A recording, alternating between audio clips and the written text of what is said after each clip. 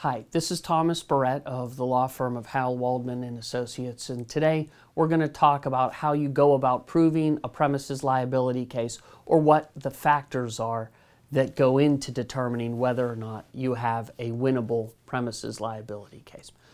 In an earlier video, we talked generally about the concept of what is a premises liability case, and we discussed the fact that there are slip and falls, trip and falls, and other types of incidents that occur. And they all generally arise out of the ownership or occupation of premises, property. Whether or not you have a valid premises liability claim depends on your relationship to the possessor of land. And in Pennsylvania, we follow what's called the restatement of torts, and that's a set of laws or legal doctrines that set forth the obligations and responsibilities that a possessor of land owes to the people that are on his, her, or its land. At the top, you have what's called an invitee. And an invitee is either a person who is on the land for the business purposes of the owner, or a public invitee. Those people, those invitees, are owed the highest duty under the law. The next step down is what's called a licensee.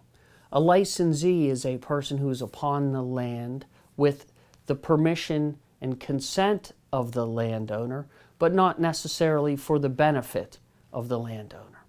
So the difference, if you want an example, would be if you go to the grocery store and you're there to purchase groceries, you're a business invitee. You are there for the business purposes of the landowner. If your friend invites you over for dinner, you are a licensee. You're there as a social guest. You're not there for the business purposes of your friend. And your friend would owe you a lesser obligation with respect to their property than the business would. At the far end of the scale is a trespasser. If you're a trespasser upon the land of somebody else, it's extremely difficult to prove or win a case, because obviously everybody knows the common definition of a trespasser is somebody who's not supposed to be on the property. Within those three different groups, invitee, licensee, trespasser, there are multiple elements that a person needs to prove in order to make a recovery. And frankly, you can kind of throw out trespasser because it's your opportunity to make a claim if you're a trespasser is so minuscule that it's really not even worth discussing. But when you're talking about the difference between an invitee and a licensee, these cases are very, very factually specific. And an invitee who trips and falls on a defect in the daytime may not be able to recover, when an invitee who trips on that same defect at night may be able to recover.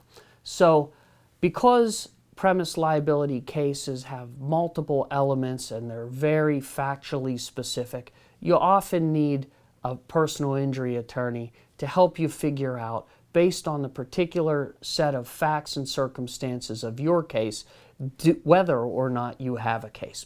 If you've been injured on somebody else's property and want to know whether or not you have a valid case, please contact one of our personal injury attorneys, and we'll work through the facts and circumstances of your case and give you a straight, honest opinion about whether we think you have the right to make a recovery against the possessor of land.